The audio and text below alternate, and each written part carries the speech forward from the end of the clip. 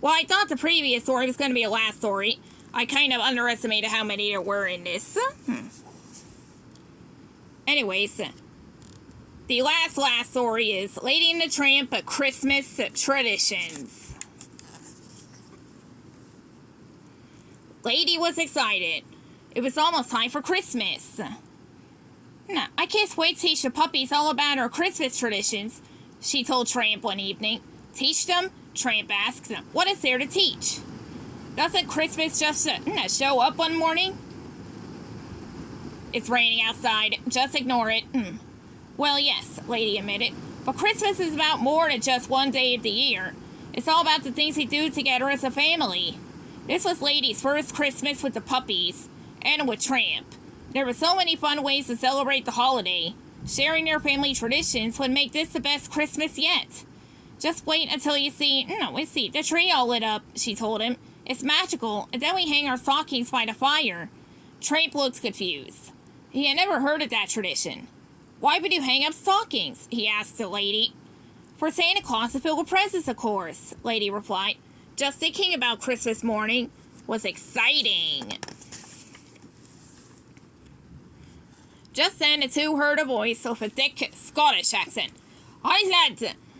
Old Saint Nick will fill your stocking with toys and bones and fancy collars, said their friend Jock, who had joined them.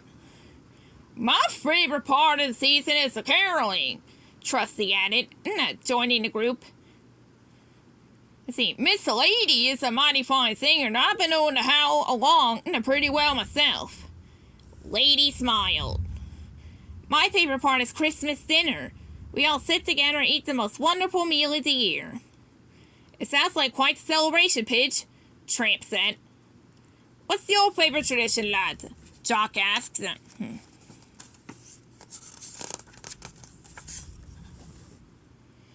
I never really celebrated Christmas, Tramp told them.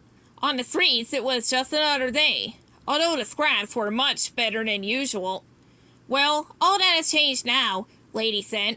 I just know you'll love our holiday traditions, and the puppies will too. It really is the most wonderful time of the year. Lady was right. Christmas was magical. The whole house sparkled and shone with decorations and lights.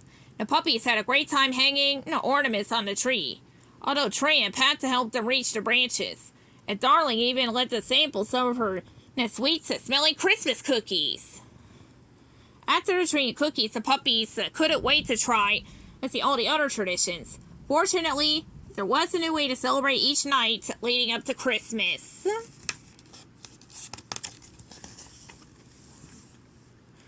One chilly night, the whole family bundled up but went caroling with Jock and Trusty. Lady did have a lovely voice, though it was hard to hear her over Trusty's howling. On Christmas Eve, Jim Deer and Darling took the family ice skating. Fluffy, Ruffy, and Scooter were great skaters, just like their mother. But Tramp and Scamp weren't as graceful. Before bed that night, Lady and Tramp helped the four puppies hang their stockings by the fire. What are these for? Scamp asked his mother. Lady smiled. Just wait and see, she said. The next morning, the pups awoke to find their stockings stuffed. Santa Claus had come. He had brought a teddy bear for Fluffy, a brush for Ruffy, a squeaky mouse for Scooter, and a big ball for Scamp.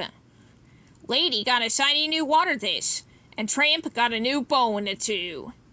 Merry Christmas, everyone, Lady said, looking around at her happy family.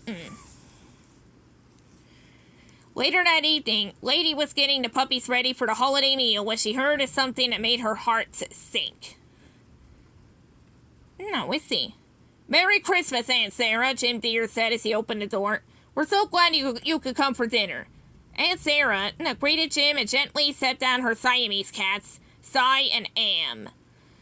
The sly animals crept into the room, sniffed at the puppies, then slowly slipped into the dining room. Lady turned to Tramp. We should keep an eye on those two, she said.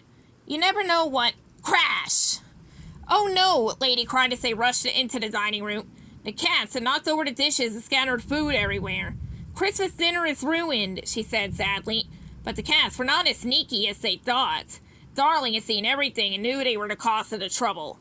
Aunt Sarah apologized and locked the cats in their carrier. Then she helped clean up the mess. When all the broken dishes and ruined food were gone, Lady and Tramp looked at the empty dining room. I'm sorry about dinner, Pidge, Tramp said.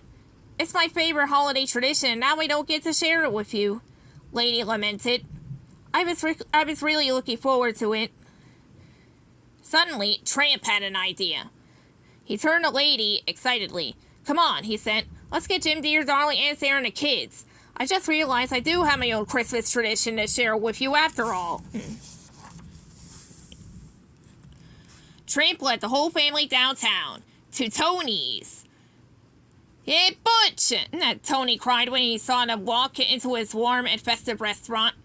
It was covered in decorations and smelled delicious. Welcome to Christmas dinner. We were wondering if we could see you this year. It was such a beautiful family. Come on in.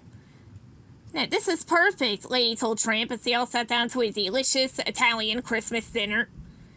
Merry Christmas, Tramp said.